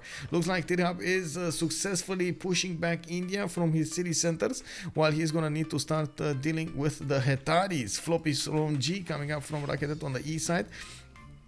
We do need to see if he is going to be successful into dealing with Egypt. Of course, after first he revealed that he passed this, maybe his opponent over here will think twice about getting swordsman on the east side or getting spearmen down. The spearmen are actually quite important to deal with, or to put them in the face of the Hetaris, but at the same time, it does feel like it's a bit too late. I don't know, man. I do not know. Rome's job is to make gold and careful rush Aztec. Oh man, you say that, but he's 16 science and 38 culture. He needs to get going. He needs those campuses down, and it doesn't look like he has amazing ones. His government plaza was placed in such a way that he's not actually going to get a lot of good campuses going. Not that he actually had that many options to go for. Only one single mountain that he could use for some adjacency. I do not see either how do we call them, reefs. That's another big issue here. But anyway, an extremely big army coming up from Zulu, and it looks like at the moment Tamlym is switching the tables on Scythia. Now he is gonna have the biggest stick, and by the looks of it, Tamlym might actually go on the offense soon enough. He's getting some campuses down. He's getting his Pingala in the city. He's getting a campus from, and that's gonna be a +3 over there. Did manage to finish Wallace Throne in the Government Plaza, and has Burika as a general. Could start marching towards Scythia. Not sure what's holding him down. He's trying to also expand, coming up from Nobamba and Ulundi, getting a builder. And from what I can see over here, it looks like India is starting to run out of steam. Of course, Governor Victor establishing did give it an extra +3, did give him an extra +3 on all of his units, and we're just a few moments away from seeing these Hetaris starting to channel through that one-tile choke. It was very important to actually reveal that he passed this. And you can see that he's not actually doing any damage with him. He's just keeping it for some promotions and wants to keep him alive, while he is putting the pressure on the city of Ses. And yes, indeed, Talasta is also on 12, but he is going to get this nice and juicy campus. He is going for the 5th, 6th settle. Okay, very nice, improving some more of his tiles, but at the same time you do see Gabzou is going to pressure him on land. So this is what they're going to do. They're going to try to force Aztec into both trees. Not allow him to go towards caravels first, force him to try to defend himself with a few strong units on the bottom tree, on the land tree, and of course use Gabzou as much as possible to force him to do so, while we do have Rome starting to acquire those admiral points, and you do see Aztec is trying to run for them also. They did lock them down though at the moment. They're gonna need somebody to get admiral points soon, because otherwise they're gonna stay like this forever. One second.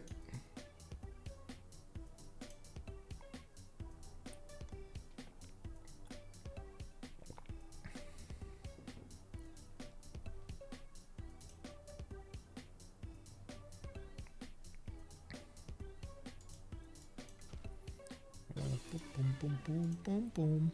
Okay, another campus coming up from Ulundi. That's again going to be a +4 and +3, +4. Very nice science accumulation by Tamlyn. He does need to go towards his imps, and I believe when the imp timing is going to be revealed here, Scythia is going to have a problem. I do see a lot of Kurgans coming up from Scythia. Alexis Krempp did get another settler to the west side, starting to get that nice and juicy extra production from makeup, and of course those extra culture points. Still not enough units to play with. He's also trying to get the swordsman out instead of going for horses because of the imps. The imps are going to be quite strong for Zulu, but we've seen imp cores smash through swordsman like their butter, so I wouldn't actually think that's that big of a problem for Zulu. Well, looking at what's going on the east side, we do have a bit of an issue. The Hetaris have breached the defenses of Raketet. Ooh, oh my god, Floppy. Oh my god, they're actually dying.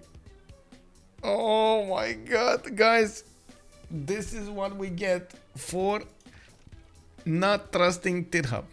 Man, Tithub knows the way. He knows the way. We do have him repairing his outer defenses. Does look like he did also take care of those archers. And Nawyk is having a bit of a problem actually doing everything that he needs to be doing here. Losing those Varus, and at the same time is trying to bring a catapult to the front line. That's going to be a 4 movement catapult with the general. He does have another one coming out from Madurai. And he's gonna start smashing through those defenses soon enough.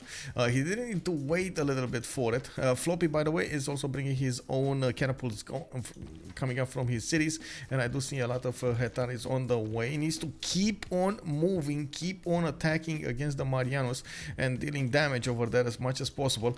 Needs to also stop his opponent from ever building that Warlord's Throne in the city of Rakedet. That's just not feasible. We do also need to see him getting as much as possible his general next to the units that are getting hit or are about to get hit. Very important to get that extra +5 on your units. I'm actually very surprised he's putting the promotion in. That's usually something that the players do wait until, oh my god, until they actually get damaged. So for example, right now, this was like in the second shot, that was the perfect moment to put the promotion in, because you could have actually stopped your opponent from deleting your unit using the free promotion. Oh, hitting directly the city, not caring for, oh my god, not even caring for that encampment. Nawyk over here is trying to get the position on the city center, while of course Tithub was forced to defend on the east side. Now he's gonna need to split his forces in 2 sides, and by the looks of it, these Indian Varus are doing massive amounts of damage against the city center. Madurai against the units, and of course the catapults are doing the damage against the city centers. We do have more Varus and more catapults on the way from the cities of India, while on the west side, Gabzou did manage to put some pressure on Hyderabad. Couldn't do that much. He's just gonna get one of those or 2 of those Varus in there, and that's it. While I do notice Gabzou is preparing samurai push. Wait, what? He's actually going for a samurai push? Interesting. Apology is gonna go iron working and silver service. Okay, interesting. We do have Rome over here on 22 science and 42 culture, while Aztec did manage to jump up to 25 and 41. That's a very good result coming up from Talasta. We do need to see how this is gonna fare. Apologies, pushing him on the seas while he's getting pressured on the land here. That's quite a problem. Japan not giving up, not giving up, man. And the same can be said about Nawyk. They're trying to... Oh my... Oh, the catapult actually shot the city of Ses. City is under siege. Nawyk got a builder. And now we do see Macedon walking in with more heteroids. He's going to get close up and personal with these Mariano chariot archers. The Mariano chariot archers did take out, focus down that Varu, while more catapults are getting on the way. The next shot, by the way, from the catapult will probably take down the city's defense altogether, but still those Mariano chariot archers will deal the damage against the Varus, and we'll see if they're strong. The Varus are strong enough to actually take that city. Very important to take that city. If it takes the city, takes the encampment down, that's it. That is it. Tithub is going to try to expand to the north here, and at the same time we do have Tamlym preparing an attack here, coming up with swordsman. He might actually end up going sword scores against Scythia with some impies. Interesting strategy, but if it works, it works. We do have a lot more gold generation, by the way, on veux mon Tsingy, looking at 15, 9, 17 and 40 coming up from Rome, while on Lesume ranges we do have -6, 36, 8 and 3. Not that big, I might say. Of course, Macedon is trying to get the position on the city of Rakedet, using more of those Hetaris to show up over there right in the face of his opponent, and he did manage to get a few of them across the river. The Hetaris also, that's another good thing, by the way. Tithub did choose to defend behind the river, choosing to get an extra +5 on his units. Imagine not being in the worst spot in the game. Yeah.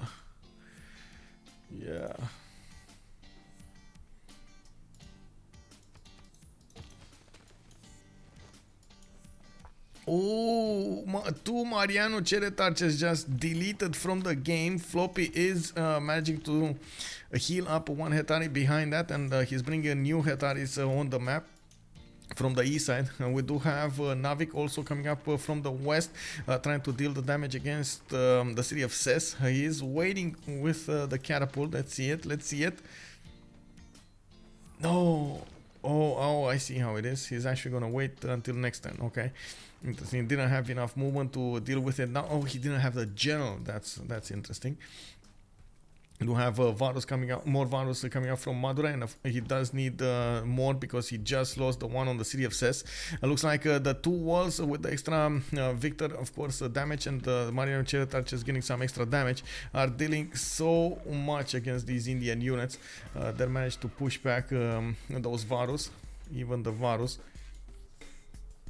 Chapelis, good evening, sir. Oh my god, let's move on in the middle of Marianos. Well, he did take out the Marianos, so they did take out two Marianos. These are going to need to be replaced, and that's probably the reason he's taking them down. He wants to deal as much damage against his opponent as possible, give Macedon some breathing room on the east side, while the west is slowly crumbling. I do have to say, because he's being pressured by Japan, he's going to need to reposition some of his units to the west side, and you do see Japan over here is trying to force him to commit more units, taking away from his strength on the front line. It would have taken one unit. He put two units there that can't hold the choke versus man. Even if he put a warrior there and upgraded later, he would have prevented this push from... Yes, I agree. Two units over there would have been massive. But he did not. And of course, oh my god, he's actually gonna try to put an encampment down? Wait, what? Okay. Well, I see a catapult coming up from the east side. Floppy is gonna try to get that in. That's gonna be important to see if he's gonna manage to do so. Okay. We'll see if he manages to deal the damage. The catapults on India just didn't deal the necessary damage. I see actually they lost the catapult. I think also Nawyk doesn't have first moves. If he would have first moves, he could have managed to tear down or move around, I should say, the damage of Tithub. To the north, we do have Tamlym coming up with more cities. He did put Nongoma down, and I do see he's getting a few builders to chop here. I do also notice he did manage to get 4 turns away from military tactics, while drama and poetry will be coming up in 1 turn. Finishing up those campuses does allow him to get more science on 24 and 31 versus Alexis Krempp, that is at the moment on 23 and 26. Same can be said about Scythia. He did manage to put down 2 more cities, Kostromskaya and the Isik, generating some more culture from the Amber Tiles, getting a swordsman out from Makeup and his other cities, while he is trying as hard as possible to go for his own general. He would need at least 3 projects, and this is gonna be a problem. Doesn't make that many points, and of course we do have Zulu that's making 6. We got Japan and India making 2 apiece, and so on and so forth. They are quite incentivized to take that away from him. Okay, let's see the first moves coming up here. Looks like Floppy is dealing a little bit of damage against Egypt. Just suicided one of his Hetaris against one of the Egyptian Mariano Chariot archers, I should say, while another one died. I do notice he doesn't have enough movement on that Hetari to go through the forest and take out the city of Rakedet. Honestly, he would need to put another city here next to the volcano and chop that forest down, so he creates a highway towards his opponent's cities. Vugrowth, good evening, sir. Well, the issue with India is that you're not playing it. Yeah. Well, I mean, to be fair, Nawyk is a very good player. Come on, let's be fair about it. He's a very good player. And we got a victory. Whoa, that was fast. Oh my god.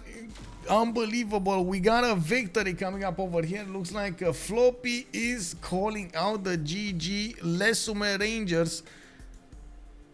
Did not want to handle this negativity. Veux mon Tsingy.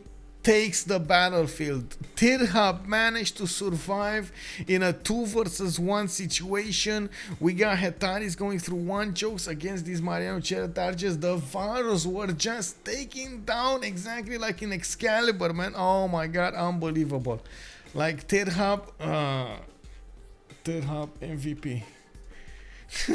Tithub MVP. Tithub MVP. Oh my god, unbelievable. Unbelievable. Anyway, okay, so this is it, boys. This is it, boys and girls.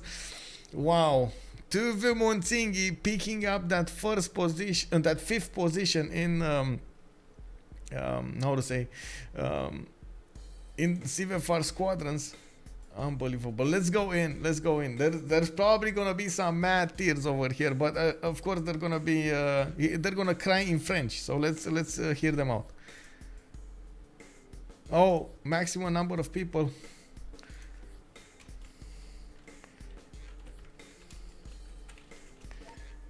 Oh my god, it's maximum number of people in the channel. I can't join the channel.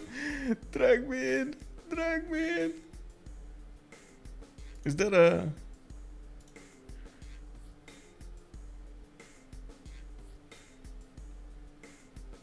Oh man. I can't go in there. Yeah, I'm the one crying. No. Oh man. Well, it is what it is, boys. I'm sorry. Tonight we're not gonna actually have... Oh, wait. On n'a pas toutes les infos sur le positionnement de la Macédoine. On sait pas à quel point le land est ouvert ou pas. Parce que on a tout le monde qui a des fronts militaires et tout le monde est ok à peu près avec ce qu'il a. Et au setup de trade, ça vous inquiétez pas? Bah on a Macédoine qui pourra trade à terme avec mais moi je pensais, moi Gabzou pour moi il était vraiment beaucoup plus loin que ça, tu vois. Mais il a j'ai été mettre une ville hein, vraiment en front mon poulet. C'était une ville. Ouais, il a mis une ville à 10 cases de chez lui pour... Mais je pense que j'aurais dû call à Nawyk de t'envoyer des unités, c'est un peu my bad. Parce que si tu te fais emmerder par Nawyk, tu peux pas forcément faire ça. Bah regarde du côté de Nawyk, j'avais des unités. Je suis en bonus donc en fait le problème c'est comme je suis en bonus. Il a tout chop de l'autre côté. Et du coup genre moi je... Enfin... Après s'il met de la pression, j'ai pas le général. J'ai pas le général, c'est sûr. Peut-être tes colons de moins, Max, non? Mais ça change quoi? 3 spots devant la ville, tu tempo. Mais c'est pas une question de... C'est une question de tech, j'ai pas les techs quoi. C'est vrai, peut-être j'aurais eu... Tu tempo. Non mais la position est horrible parce qu'il est chaud de tempo, il est inondable contre général samouraï. Non, moi je pense Max, c'est dur, tu vois, c'est dur, ta position elle est dure, de toute façon tu pourras pas tenir les deux. Mais c'était juste le temps potentiellement de... Ouais, j'aurais dû go plus terrestre. Moi franchement, genre en fait Gabzou il est tellement loin que je pense pas du tout qu'il va se projeter sûrement en terrestre. Mais ouais. Non, là on a vu qu'il y avait un magnifique shot qui allait partir. Mais bon, effectivement, de toute façon ta position est pas facile. Après, belle défense de Michael? Ouais, yes, bah, après j'avais pas assez... Ce qui est chiant c'est que j'ai pas... Comment dire? J'ai voulu faire ce move chez le Romain. Et du coup tous les tours il se passait pas ce que je voulais qu'il se passe parce que je me faisais first move d'un côté et move de l'autre. Genre Ouais, t'as des... Moi je pense que je sais pas combien d'unités il a pu tuer. J'ai tué 3-4 unités en last move, mais ça m'a mis plutôt bien. C'est ça, il jouait quand je pouvais pas jouer et j'essayais de le last move tu vois mais son tour continuait 2 secondes après et bah je pouvais rien y faire. Après bah ton avantage c'est que tu peux essayer de me... Si t'as une grosse masse d'unités tu peux me faire ce move mais là t'avais pas la grosse masse d'unités du coup. J'ai pas de grosse masse donc en défense c'est trop fort les last move quand tu fais masse archer.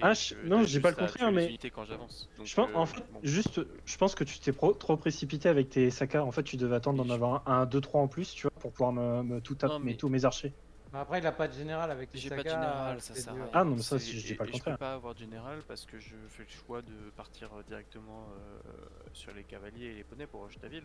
Et je pense qu'il y a pas mal de shots où je la prends si t'es des 5 en même temps que moi. Mais bon. C'est chaud quand même hein. Bah les gars, on laisse Michael. Hello Michael. Hello, good evening. Oh my god, thank you for having me here. I want to ask Scythia, why no fire goddess, bro? Because tiles from the volcano sucks and I don't wanna settle the city as a P3. Okay. And I'm forced to do so because the scout from Japan is there, the warrior from Japan is there. Yeah, This yeah. city suck a lot and I don't wanna put it as a B3. But at least it would have been better. You know? What did you say? Pourquoi ça s'étale dans le gris? Pour les stats. For stat. Pour les stats, les rendements aussi, elle a beaucoup plus de food sous la ville. Alors, quitte à faire ça, pourquoi tu t'es pas mis sur la 4-2 du coup? La 3-1. Parce que j'ai pas de cases à travailler derrière. La 4-2, je vais. Là, j'ai les Bah, cases. t'as pas beaucoup plus de cases en fait. Non. Ouais, mais j'ai un de science directe, tu vois. Et je Oui, travaille- alors moi c'est ce que je pensais, c'est que c'est au moins la science, ouais. Mais la science, c'était la case que t'avais travaillé, de toute façon, je pense. Après, le cétalambre t'aurait donné l'activité. On n'a pas parce l'or. que tu... On n'a pas d'or. On a 0 or. Je travaille des 3-0 dans mes 3 villes pendant 7-8 tours. Et tout le monde est en train de réclamer des cases. Et tout le monde travaille des cases de merde. Ouais. Nous, on a que des cases. Dans toutes nos capes, on n'a pas suffisamment de cases à travailler pour se permettre de pas acheter des cases. Et c'est comme ça chez tout le monde. Du coup, tout le monde est dans la merde niveau rendement. On a Herald sur les huttes, il y en a eu plusieurs à 20 gold. Il y en a deux ou trois à 20 gold, ça nous a mis bien. Ah, la pour double relique aussi. Et la double relique, effectivement. Super cher, hein. Genre. J'ai eu en tout 5 unités dans mon Land Underline. Et j'ai pris en achat un fondeur et le marché de volcan. T'as pas acheté un scout Nous, avec la Non, vision j'ai globale, on était j'ai pratiquement 3D. persuadés que J'ai acheté un fondeur, vous alliez remap. un fondeur, le scout parce que j'ai fait bat first, ok, ça je le compte en vrai. Le scout tour 5. Et c'est tout en unité. Ah, moi je pensais Floppy, t'aurais. Avec ton positionnement, t'aurais dit. Je suis étonné parce que là, Floppy voit qu'il a la mer à droite, il voit les montagnes à gauche, je pense que. Je sais pas.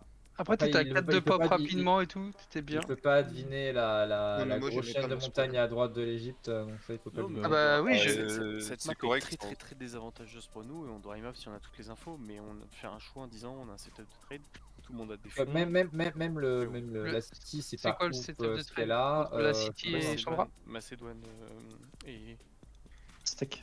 Et Steak. Ah ouais, mais vous avez pas vu que vous l'aviez pas. Avant d'avoir un setup de trade contre un japonais quand même. Je sais pas. J'ai pas compris. Bah, il faut gagner le naval pour avoir un setup de trade. Non mais genre en fait au tout début il y a un... Enfin genre on voit que le japonais est à côté de Chandra et du coup c'est en mode c'est plus ou moins fine si Chandra il va embêter le japonais. Mais au final il y a le call de genre ah putain Tithub en fait c'est un free kill parce qu'en plus le japonais a pris des OF. Ouais on s'est demandé ça, Gabzou s'est dit tiens pourquoi il a pris des OF. On n'a pas compris. Parce qu'au début, au début, je pensais que Chandra était plus près. Ok. Et après, en fait, avec réflexion, j'aurais dû le laisser à Titi, mais Titi, faut le mettre en difficulté. Sinon, c'est pas drôle. Ah bah on l'a vu mort. Ah oui. J'étais désespéré moi. T'inquiète pas, lui aussi s'est vu mort. Moi je l'ai vu mourir un moment, puis 4 tours après, j'ai vu Nawyk qui avait plus que 2 unités. Les Marianou, pour tuer des katas, c'est quand même pas mal. Hein. Par contre, on va parler un petit peu du BO des techs de Tithub quand même. Parce que le hard tech crew, alors qu'il il fait la tech du fer juste après, un peu étonnant. De mon point c'est étonnant de faire dans ce sens-là, surtout que tu avais un bâtisseur que tu avais sorti très vite pour tes Sphinx. Ouais, mais je sais pas, je me sentais vraiment. Enfin. Oui, ça fait quand même la police, hein, les Mariano. Ouais, mais en techant le fer, en fait, avant, tu. Ouais, mais je savais pas si j'en avais en fait. Logiquement. T'en as toujours. Hein. Mais ça te met très mal sur les autres techs, notamment sur les poneys, je pense. Hein. Tu les as très tard. En l'occurrence, c'est le seul à qui j'ai pas ping le fer, et comme il m'a pas demandé, j'ai pas pensé à le faire tout de suite, et je l'ai fait un peu tard, comparé à Po et. Il peut être ring 4 le faire, et je suis juste full cut, hein. Les ring 4 sont à droite, t'es cac, mais bon, il y a quand même pas mal de chances qu'ils soient. Oui, je sais, mais. B3, donc, je préfère me sentir safe avec des Shermanu que. Après, les Mariano, c'est pas dégueu de rush ça. Hein. Non, mais il a pas Ah rush. non, mais je pense que le rush Nando était très bon. Non, mais Artec Crew, c'est un peu too much. C'est quand même 6, 4, 5. Ah, c'est chiant. Surtout qu'en plus, à droite, tu t'as bien vu que tu étais safe très très vite parce que théoriquement, tu as juste une unité à mettre pendant assez longtemps pour au moins prévenir une attaque d'Alexandre.